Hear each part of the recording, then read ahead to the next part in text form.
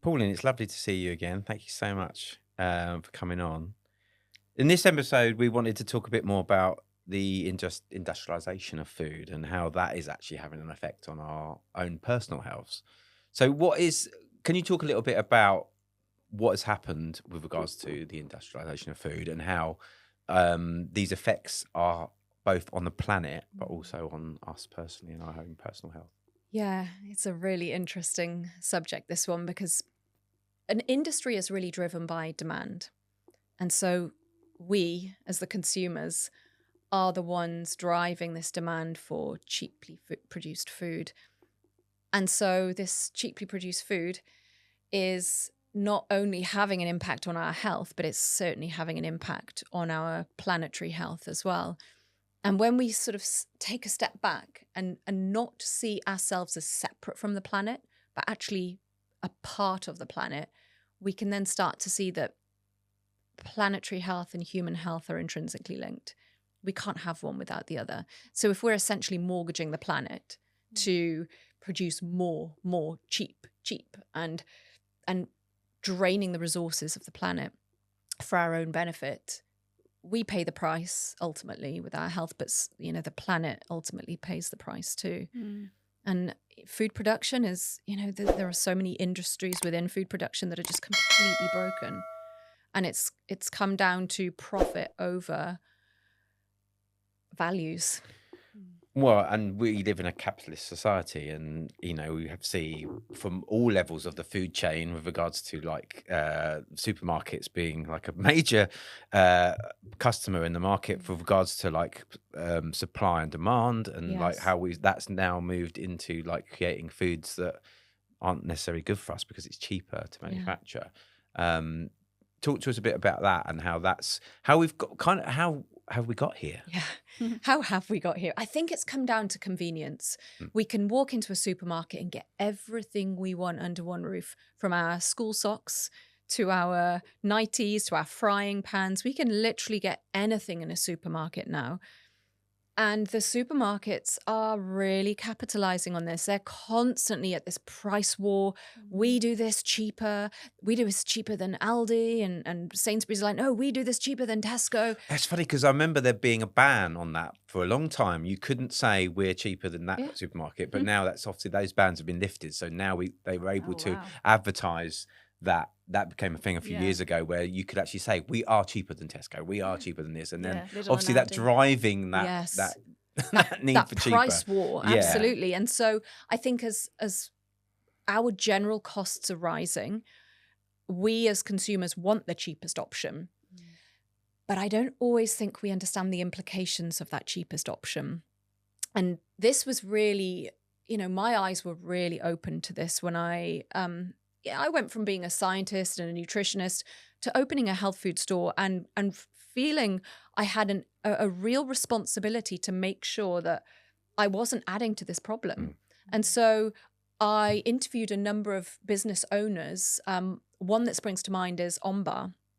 And the founder, Richard, is just an incredible guy.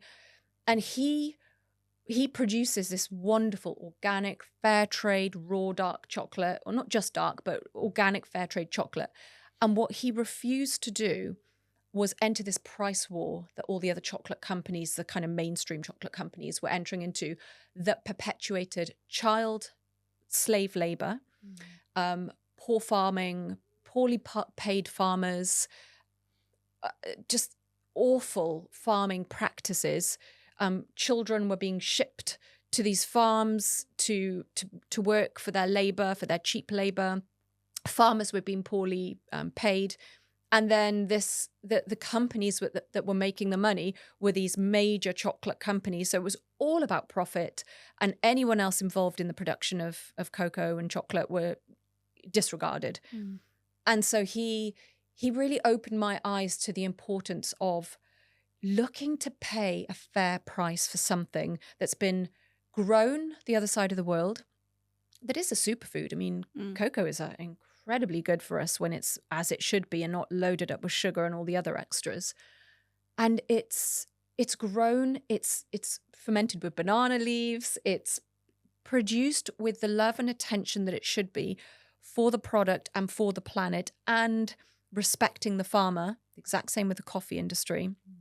And then this product is produced for us to consume and enjoy and feel that enjoyment from the supply chain and where this chocolate has come from, as opposed to scoffing down some quality street as we're sitting on the sofa and not really thinking about what it is we're consuming and the price we've paid for that. So he kind of opened my eyes to the really poor practices of the chocolate industry and why I would want to pay more for a really high quality, ethically sourced chocolate bar that is better for me ultimately, which I would have always chosen anyway. But it was the supply chain and the transparency of that supply chain that became of real interest to me. And that then obviously it spills into other areas. You want to know about coffee and how a lot of women aren't even allowed to own land in certain countries. And so I wanted to source coffee that's grown by female farmers. And again, they're not burning down the coffee farms. They're picking the coffee cherries by hand, so that they're ripe and they're picked when they're supposed to be picked. And again, we then have a fair price that we pay for coffee and we enjoy it as it should be enjoyed. So I think it's about becoming disconnected to our food, but also maybe becoming disconnected to the journey that food has gone through, where it's come from, who's grown it, how has it been produced, and how are we now enjoying that product, as opposed to going into a supermarket, everything's shiny and packaged and in the trolley it goes, off to the checkout, beep, home, and then open the packet, and we don't really think about the enjoyment and the quality of that food in the same way. And the story behind it, like you say, the story behind our foods, where's it coming from, where's it's been sourced from, all those things. There's a story behind it, and we're not necessarily engaging with that. Absolutely. Like chocolate. Again, just going back to chocolate for a minute. Chocolate's like wine. It has all these different profiles on your palate. So I remember having a really dark, I think it was one of On Bar's 90 bars. And because so that's high. But it's actually quite sweet, the 90, because it's raw and it's such a good quality. You can tolerate the much darker. But I messaged Richard, the founder, and I said, this particular batch tastes of coffee, Richard. It's delicious, but why does it taste of coffee? And he replied going, oh, that's really interesting. That particular cocoa bean was grown next to a coffee plantation. Oh. No, really? So you get these notes and this experience that you have eating when you're eating. And I really hate to use the word mindful eating, but when you're eating mindfully and you're sitting down and enjoying and feeling such appreciation for food, that you really enjoy it for what it is. So instead of getting, if you're having 4 or 5 bars of chocolate a week and you're picking them up on your way to work or during your work break, maybe having 2 bars of something a bit more special, that's a bit more expensive, but you feel good about it because you're adding to the solution. You are reducing the demand for an industry that is only there to fulfill that demand. And you're adding to a struggling industry, a fairly traded, ethically sourced industry, because the price of cocoa beans have gone up extraordinarily over the last 6 months. And this is why most people will see a difference in their chocolate. Even your Cadbury's and your Nestle, that's gone up, but the more artisan produced chocolates have gone up a significant amount. But it's almost like it's recalibrated. The cocoa industry was so broken that it's balanced out again now. So we're starting to see fairer prices, even though they are more expensive. It had to happen at some point. And now those producers that were already paying their farmers fairly and having that really fair supply chain, they haven't seen such an increase. Whereas the ones that maybe were not are having to put their prices up a lot more. And also I will say, because I switched to dark chocolate, I don't know when it was, maybe like a year ago now, as a chocoholic, recovering chocoholic, I will say. And I get the 85% dark chocolate, and the people that don't eat dark chocolate are like, what? That's crazy. Is that not like super bitter? Yeah. I'm like, actually, it's not, because first of all, once your taste buds are not used to like eating Cadbury's Dairy Milk every day, you have a different palate for that sort of stuff anyway.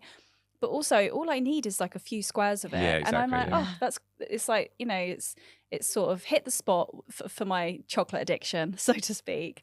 And I don't need any more, and I'm spending less money. So a bar of dairy milk, which to be honest with you and me, would probably last me about 20 minutes. Yeah. Whereas a small, I was thinking the same. Yeah, I was yeah. like, no. Sophie, that's 20 pretty minutes? impressive. I'm talking about the family. Two. I'm talking about the family-sized bar of Marvelous Creations. 2. I'd sit and eat in one sitting, maybe 2. Whereas a small bar of dark chocolate, you know, the green and blacks or on bar, which funnily enough, I actually was just in the shop next door and they were selling it in there. So as soon as you said that, I was like, oh, I'm going to go and get some after this. There you go. It would last me days and days because I'm only taking a few bites here and there. And so in terms of money, and if people perhaps are thinking, well, yeah, but it's coming out of my pocket, actually you probably do end up spending more money buying the processed in unethical crap rather than buying high quality fair trade products and it lasting you a lot longer. Absolutely. And the health benefits as well. You know, for example, on bar, it's raw, so it hasn't been roasted, so it has more polyphenols in it. It's got more magnesium. It's got copper in it, which is really important for our health as well. So it's actually a health food. Yeah. So we're eating something that isn't just delicious. It's really good for us. It's like a salad. Well, like it is a that. plant, so it is essentially chocolate is a salad. Is green and blacks, is that raw?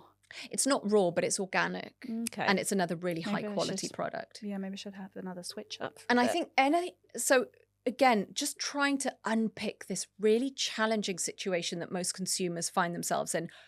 Who do I support? How do I buy? Is meat good? Is meat bad? I'm told I should eat eggs and I'm told I shouldn't eat eggs. It is so difficult for people to even understand what's good for them and what industries they should or shouldn't be supporting. Now, the meat industry is a really challenging industry for the poor farmers who are trying to produce the meat.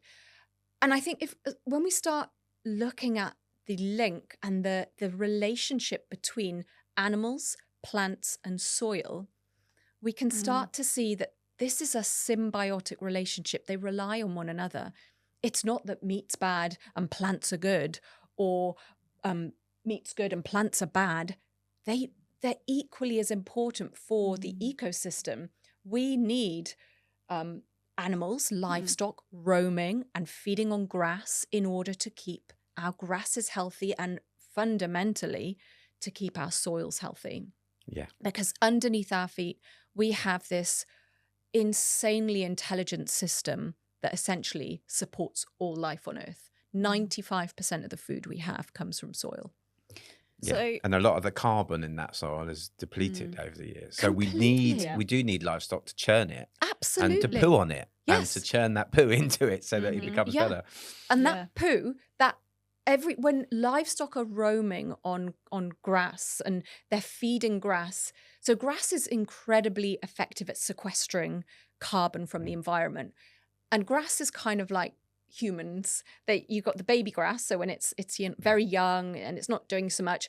Then you've got the old grass, which is really long. But teenage grass, which is that bit in the middle, grows really rapidly. So when you've got cows roaming and eating grass when it's kind of at the teenage stage, the grass is pulling loads of carbon from the environment and locking it into the soil.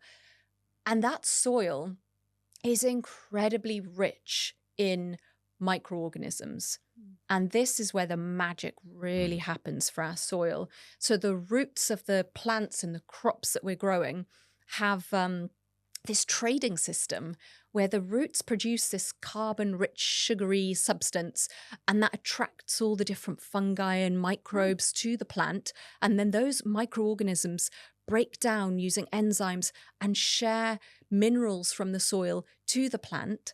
And so the plant gets this rich supply of minerals of copper and magnesium and potassium. And then the plant benefits. And then we as animals consume those plants and we benefit. And then it could be a cow that's eating that amazing grass and it's rich in a particular plant-based form of omegas, and then the cow eats it and it converts it into a different form of omegas, and then we eat the cow and we get the benefit.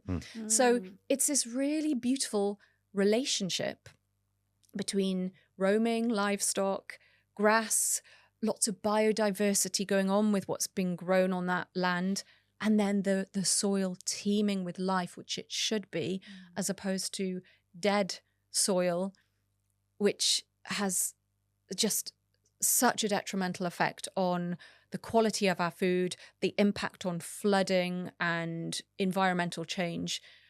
And really, ultimately, it's the soil that can help to reverse climate change and heal our planet. Yeah. So let's talk about the current state of the dairy and meat industries as the sort of the beginning of the cycle, and we can move our way around. So what does that look like, particularly in this country, in the US at this moment, and particularly meat and dairy in terms of stuff being sold at the supermarkets, which is where the majority of people are probably buying from? Well, what's really interesting is Riverford highlighted about a month ago, and I don't know if they coined this term or not, something called farm washing. And I saw it on Instagram, and they were talking about the challenges British farmers have with supermarkets importing meat. It's been labelled as British because it's prepared in the UK, even though it's not reared in the UK. It's farm washed with tractors and Union Jack flags, and we as a consumer get the impression that we're supporting British farmers, that we're doing our bit by buying the meat with the Union Jacks and the farmers and the happy pigs on the label, and it's so far removed from that image that you would expect it to be. And so it's really difficult to kind of clear that and figure out, well, where does this meat come from? And am I supporting British farmers? Because really, if it's in a supermarket, we know that the supermarkets squeeze our farmers. They might get 10%, but they might even just get 1 or 2% in terms of their margins. So I think the way we can ultimately support our British farmers is buying direct from them, whether that's through a meat box scheme, and there are some brilliant meat box schemes out there, or your local butcher. But supporting direct from farmers, and I do this with our commercial at Sow and Arrow. We make Scotch eggs and sausage rolls and various products, and we buy direct from farmers, because if we all just do our little bit in terms of, I'm making a stance, how I'm spending my money is my form of activism, that 5% change, if we're all doing it, makes a huge difference. It allows our farmers to be fairly paid. It allows them to start farming more regeneratively. And interestingly, regenerative farming is becoming a word more people are aware of. It's starting to gain momentum and traction. And what it essentially means is we're putting more back into the land than we're taking off it. And that's true of crops that are regeneratively grown. It's true of livestock. So we're creating an environment of biodiversity, of roaming cattle. We're using minimal interventions of insecticides and pesticides and antibiotics and whatnot. And so we're farming more as nature intended. But that means that the farmer is under increasing pressure for his margins, his profits. But if he or she, sorry, I shouldn't assume the farmer is a male. If that farmer is able to, if there's demand for that kind of food, regeneratively farmed beef, grass-fed beef, pasture-raised beef, these terms that we're becoming more familiar with, if the demand is there and more of us are switching to that, then the industry will grow. It will allow farmers to comfortably make that shift over to, I don't have to use grain. I don't have to fatten my cattle up with grain, foods that their stomachs are not designed to consume, because the industry demands, quickly fattening up chickens and quickly fattening up meat and cows so that I get the best price for these cows and they're shipped off, and all these practices that if we saw as humans, we'd be horrified by, but because we don't see it, we can happily go along slightly ignorant and go, it's good. I see the tractor on there. It must be a happy cow. Yeah. But I don't by any means blame us for having that impression. I think it just comes down to us being more aware of the tactics that are used by supermarkets to blind us into thinking we're doing good, because the demand for sustainable, ethical, and good food production is definitely growing. I think more and more people want to participate in those sustainable choices. It's just helping them to see where they can do that and how that small change, those one or two purchases a week that are different to their previous choices is making a really big difference. And in terms of this sort of the ethical side of things, and we obviously saw a few years back there was like huge campaigns around like, you know, battery farming and the dairy industry being this like really cruel industry. And I think a lot of people saw a lot of footage like and documentaries that were coming out at the time and decided to go vegan or vegetarian, which perhaps wasn't maybe nutritionally the best move, but it almost felt like to a lot of people that was the only option, because it's like, well, what else can we do? We either boycott or we don't eat it, because it is very hard as like a normal person that goes out to work every day and has kids to look after and stuff to source ethical as well as sustainable meat and dairy. So if the farms they're providing the food to the supermarkets are the same farms that we can go directly to and buy, like how can we source the ethical food that we know is sort of like free range, free roaming, and again I think there has been sort of some conflict around, you know, when they say that they're free range eggs or you know, and then it turns out they're not really. It's just still in a barn. It is really tricky as a consumer. Yeah, I think it's really challenging. So it's been a bit easier for me because of my desire to source these kind of foods and products for my own business. And in doing that, I visit the farms. I've been to our butter supplier. I've seen the cows. I've seen the wooden churner. Oh. And I think it really comes down to some degree labeling. So there's a really lovely farm called Lycross. They do organic and grass-fed cheese. Now, that term might sound a bit odd, grass-fed cheese, but what it means is the cows that have produced that cheese are not only organic, but they're roaming around, they're eating grass so that the cheese is really rich in healthy fats. It's very hard to wade through all of the labeling in the dairy. What I would say is when it comes to milk, choose organic. I always buy organic milk for my kids when they want their, and actually organic milk is really good. The Jersey milk, which is really delicious, very rich and creamy. If you're going to buy milk, get organic milk. And then if you're buying cheeses, just do your best to find the sort of the farmers that are producing those lovely cheeses. There's so many of them, like Somerset Brie and Perle Las, which is a Welsh cheese, like a blue cheese. It's these farmers that you might not find in a supermarket, but you might find them at your local Saturday or Sunday market. You might find them at your local farmer's market. Talk to them and ask them, are you producing this yourself? Or how are you producing this? I think really it comes down to opening up that curiosity. And sometimes that looks like stepping away from the supermarkets and going to your local health food shop or going to your local farmer's market or your local Sunday market and start asking those questions to the producers about their supply chain. Are you just here with a stand with some straw and hay looking like you're producing this yourself, or are you the actual producer? Because it can be, even at a farmer's market, it could be misleading. That really the answers only come when we ask those challenging questions. And it's almost impossible in a supermarket to do that. Although, you can get some great cheeses in a supermarket. In the counters, you might find that they have the Somerset Brie, they have the various cheeses, Roquefort, for example, which is a French cheese that's produced in a very specific region in France. It's a sheep's cheese, and it's a blue sheep's cheese, and it's almost always raw.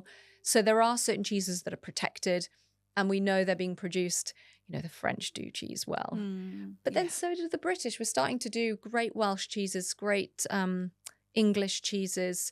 I think supporting our small artisan producers is of the highest importance. It's so true. Shop local.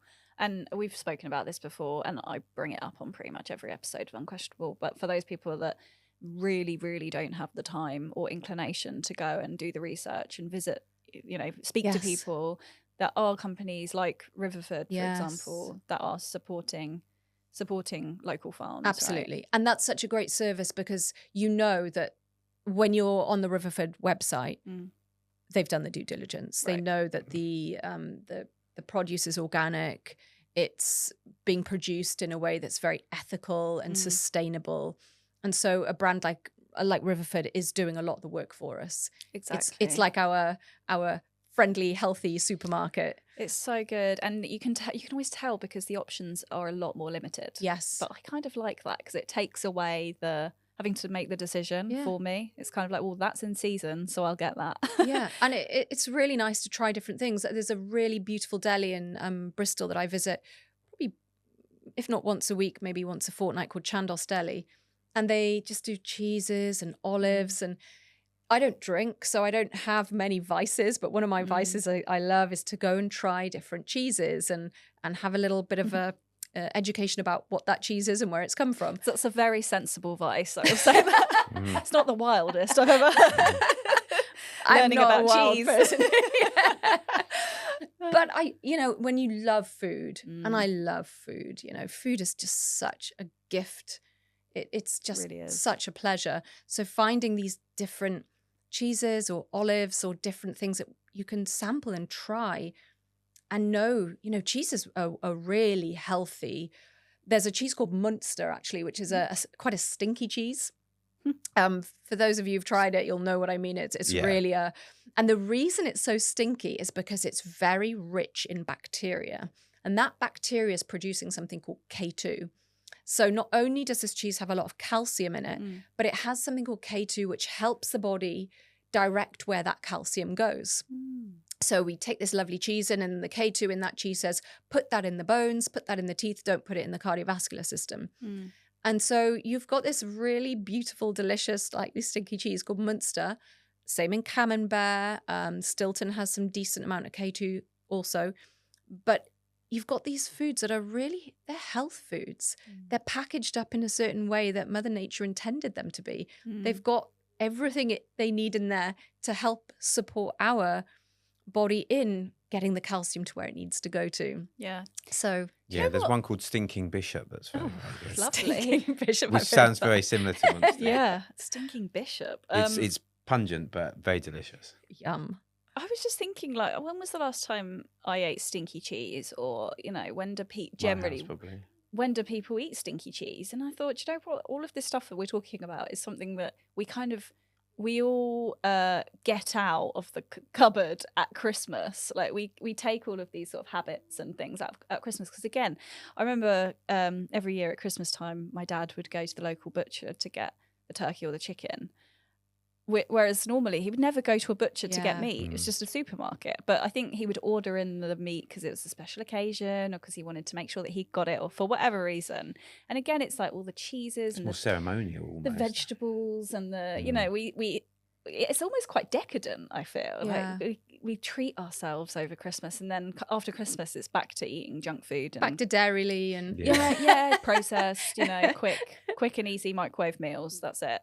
And it does feel like we have more of a kind of a better, for want of a better word, relationship with food around these. Well, I would argue as well that people think they've got more time to prepare and make the meals because it's like time off, as well. And it's like and like you say, it's a special occasion, so it's we'll treat ourselves to food from the butcher. Whereas, I mean, I've said this time and time again, but when you're buying better quality food, you actually tend to need less of it anyway. So it's a kind of balancing act between, do I want to fill my entire shopping trolley full of processed food that I'm going to chuck half of it in the bin and then eat the rest of it and still be hungry? Yes. Or am I going to spend the same amount of money on less really high quality meats and cheeses and eggs and vegetables and home, farm food, and a bit of dark chocolate and nuts and stuff like that, Making me hungry. Yeah, I was hungry before we started, so as you can tell.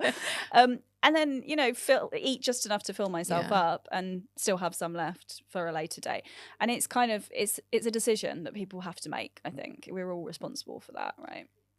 Yeah, and it's something that people can gradually edge into. You know, if you usually buy a lot of ultra-processed food, you can start thinking about, well, maybe I'll just have one meal where I'm looking to make something really easy from scratch, or I'm not buying that pre-formed version anymore. I'm just going to see if I can whip it up myself, even if it's a cheats version of it, because you're not making a whole sauce, but you might get a really nice pasta sauce and then add in the vegetables and add in the all the other extra elements to a meal. I think once you start down that journey, you firstly note, oh, the version I made is so much better than the pre-made version anyway. And you start feeling more energized and you start realizing what a drain that ultra-processed food is on your energy, your sleep, your brain health, your mental well-being, your gut health. And so it's sort of this gentle transition across. And it doesn't have to be a big, cut, whoop, starting everything from scratch, because that can feel really overwhelming to a lot of people. It could just be, I'm changing my breakfast. I'm not having breakfast cereal anymore. I'm actually just going to have some nice eggs. I might have eggs and some avocado and some sourdough, and that's my new breakfast regime. So it's starting to see how we can make those small changes that are really important to a sort of a new pathway that we're getting more and more curious about. And probably more sustainable, because if you like, you know, you like, well, I think I'm going to start like, I'm just going to get really fit and blah, blah, blah, and then you just try and go all out. And it's just not, or diets in general, you know, like I'm going to diet, I'm going to do like you might lose a lot of weight to start with, but it's that sustainability over a long period of time. And I think it's probably the same with our eating habits. Absolutely. And sustainability, you know, as you pointed out there, the sustainable aspect of a new diet and dietary habit, but then the sustainability of those foods we're choosing. And I don't think there's one person who isn't concerned about the future of our planet and the impact of our water quality and our air quality and soil quality for not just us, but our future generations. So many people are looking for more sustainable practices. But again, it's quite overwhelming. We live in a world where everything is packaged, everything is wrapped in plastic or bottles of plastic. And avocado and bananas that have their own packaging. Skin, and they're wrapped in plastic. Yeah, it's ridiculous. So it's seeing how we can start to make those more sustainable choices, and those small changes just make such a big difference if we're all doing it. I mean, look at the shift and the acceptance that came about when we got rid of plastic bags. That was huge.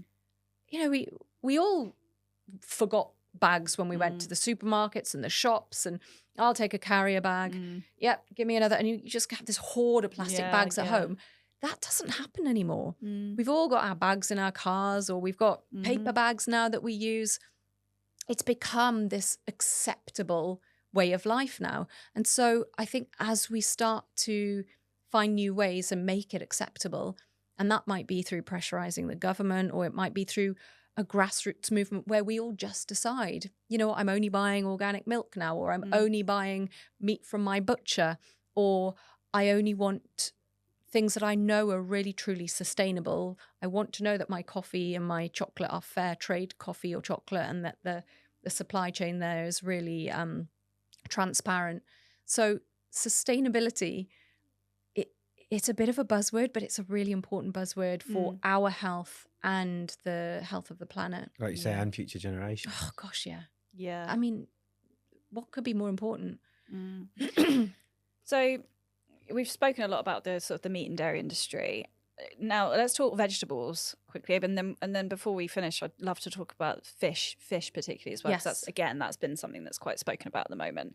So in terms of vegetables, you know, you get these vegetables from the supermarkets. Is there a difference between the vegetables you get in the supermarkets and the vegetables you'll get at like your local farm or Riverford or somewhere like that? And we should also point out frozen vegetables, because there's often like a sort of thing about frozen vegetables. Often actually frozen vegetables are good because they come straight off and frozen straight away, and actually can be sometimes better. But and also, what's the impact from buying one type of vegetable to the other on the planet as well, and the soil, and where the vegetables come from and stuff like that? Yeah, it's a great question, because we all want to be eating lots of lovely, diverse plant-based foods, as well as our high-quality meats and dairy. And so, interestingly, there's been a few studies around organic versus non-organic. Does organic actually make a difference to the vitamin and mineral levels? Let's put aside the planetary benefits of organic just for a moment, because there's clearly a lot there. But let's look at the human health impact. So the lack of spraying of insecticides, pesticides, fungicides, glyphosate, the impact of those pesticides and insecticides on us and our human health is undeniable.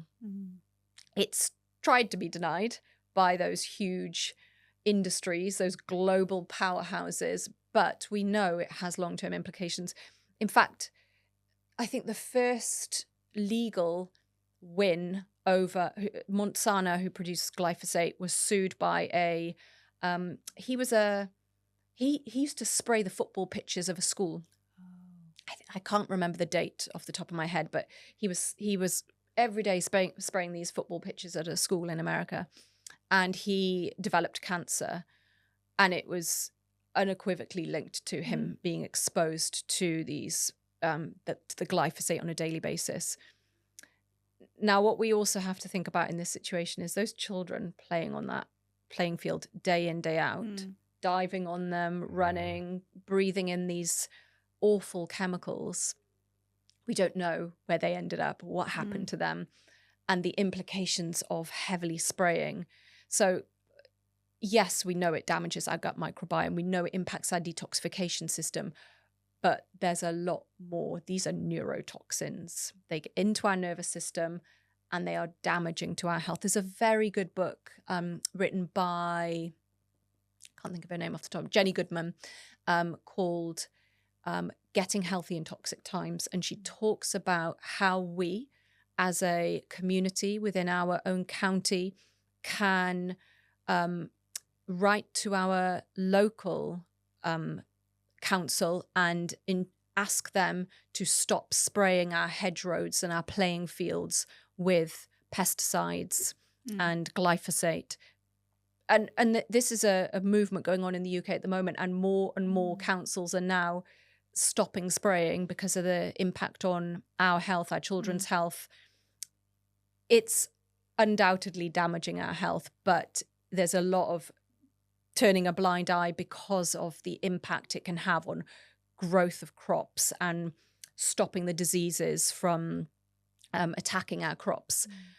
If we go back to regenerative farming, where we have this natural ability of plants to resist damage and disease because of the relationship they have with the microorganisms in the soil. So the microorganisms in the soil, not only do they have this amazing trade with carbon, sugary rich from the root of the plant, and they provide all these wonderful minerals, they also protect the plant. They give this kind of, particularly the fungi, they do this sort of dance where they're protecting the plant from invaders.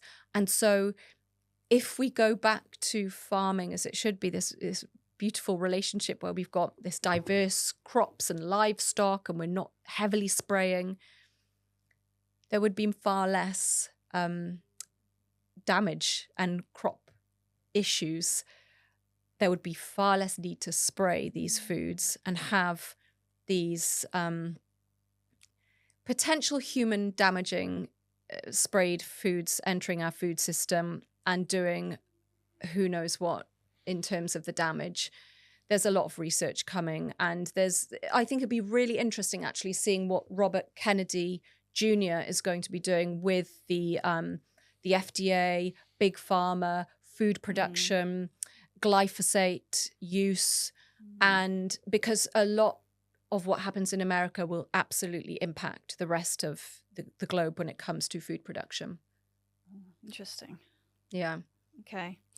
It kind of, to be honest, when you spoke about that, kind of reminded me a little bit of sort of the overuse of antibiotics. And, you know, like, would we need to use antibiotics as much if we didn't overly rely on them as much as we do now, kind of thing. Yeah. Let's very quickly just touch on fish as well, because I know, I mean, you've spoken a lot about this and a lot about sort of fish oils and stuff like that. And obviously oil, you know, omegas. Omega-3s, Omega-3s so important for our health. Yeah, well, unfortunately, our poor oceans are in a bit of a state at the moment, and our water companies are, you know, they're just dreadful. Their obligations are to their stakeholders. They are not to us as the consumer. We assume our waters are clean. We assume our drinking water's clean. Very old system in this country with regards to, it's like Victorian age. It's really, I mean, filter your water, people. Really, filter your water. We now have hormones in our water system, microplastics. We have fluoride, potentially in Birmingham there's fluoride. Fluoride is just really, we do not want to add fluoride to our water system. And I know that, I think it was Boris Johnson who agreed to add fluoride to all the water in the UK. It is really unnecessary to add fluoride to our water. It doesn't impact what it does to our teeth. It makes them hard but brittle. We don't need fluoride in our toothpaste, and we don't need fluoride in our water. So filtering our water is really key. It's a very simple thing to do, but it's really effective for helping us to provide the clean water we should be getting from our water companies, but don't. Can I just check as well? Because I think that most people that filter their water probably use like Brita, for example. Is that enough, or is that sort of a bit outdated now? There's some really good water systems. You can get the all singing, all dancing systems that are fitted to the whole house now. I use a company called Fox, PHOX, and that's quite a nice filter system. I went with that one because it has a really good reputation, and I looked into a system that would really help bring so when you're filtering water, you're filtering all the rubbish, but you're also filtering the minerals. So it's really important that you still get your mineral rich foods. But also we want to filter the water. Okay, that's more important. So having glass bottled mineral water is another option. I love Cheddar mineral water. I drink sparkling water in a glass bottle. That's really nice. Stay away from the plastic water bottles if you can. I mean, they're just dreadful. The microplastics and nanoplastics in the water itself. We don't know what conditions they've been kept in when they're heated. It gets into the water. It's leached into the water anyway. And obviously it's really bad for the environment for us to be having all this plastic. So we have, talking of nanoplastics and microplastics, the ocean is now teeming with nanoplastics. And so are our fish, unfortunately. There's also heavy metals. Mercury is, particularly in tuna and swordfish, are really high in mercury. I love fish. I just don't consume much of it anymore. Such a shame. You know, our oceans are not what they should be. And you know, as a nutritionist, I know how important fish is in terms of the oils and fats we get from fish. So up until about 3 years ago, I thought we can only get these really important essential fatty acids called EPA and DHA from oily fish. And so I was consuming a fish oil. It's a high quality fish oil, but all the same, it's a fish oil. And I'm not, there's a lot of bad practice in the fish oil industry. Obviously, there are some fish oils that are better than others, but as an industry, it's a very inefficient system. It's a very inefficient practice. It takes an awful lot of fish to make a very small amount of fish oil. And there's just not enough fish in the oceans to sustain our global need for omega-3 fatty acids. So this was when I came across a crop grown here in the UK called ahi flower. That's AHI flower, ahi flower. And it's regeneratively farmed and grown by British farmers here in the UK. And I thought, well, you can't get these intelligent fats from a plant. It doesn't work like that. We don't convert the particular fats in hemp and linseed up into these intelligent fats that we need in our brain. But the more I looked at this plant, the more I realized that it has a really unique fatty acid profile. It's not like any other plant that I'd ever come across. It's the richest source of omega in terms of plant-based on the planet. So I thought, well, this is a really interesting plant. It's regeneratively farmed. 1 acre is equivalent to 500,000 anchovies in terms of oil. Oh my God. That's amazing. Isn't that amazing? Incredible. That's incredible. 500,000 anchovies. So I thought, well, there's so much to be excited about this, but I need to know more about the science. So I looked into all of the research, and it was about 14 years worth of research behind this plant. It's native to the UK. It's related to borage. And it had not just the ability to increase our EPA and DHA, those brain fats, but it also has something called GLA in it. Now, GLA is usually found in evening primrose oil. And GLA is really wonderful for our skin. It's great for eczema. It's great for hormone health.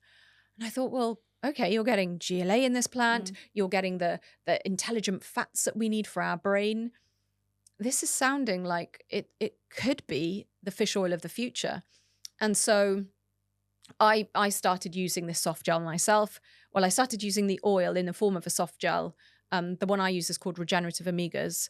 And I started seeing the benefits in skin dryness and just knowing that I no longer needed to take a fish oil, that I could use this oil. My children take it, my husband takes it. And, you know, it felt good taking something that was good for me, but supporting an industry that was positive to the planet as opposed to damaging to the planet. And the company, they're called Nature's Crops, who support all these farmers growing ahi flower across the UK, were nominated for an Earthshot Prize for their impact on environmentalism. It's a huge impact. Yeah. It's really industry changing, actually. It is I industry take it as changing. Well, at your recommendation, Pauline, and it tastes better as well. You don't get the that, fishy burps. Yeah, exactly, right? And it's like quite sweet almost. It's quite nice to take. So you take it in a liquid form? No, I take it in the capsules. Little like soft gel. Yeah, soft gel capsules. You take I take three with a meal. Yeah, I take 3 a day. And it's just a really nice way of supporting your brain health, but also the clinical trials that have been done with ahi flower oil show it also impacts your gut health because it's a plant-based oil. Interesting. Your skin health, your heart health, your immune health. And I'm doing some research with the University of Southampton next year on ahi flower, and could this be the potential non-marine future of omegas to really help support the global demand or the global need for omegas?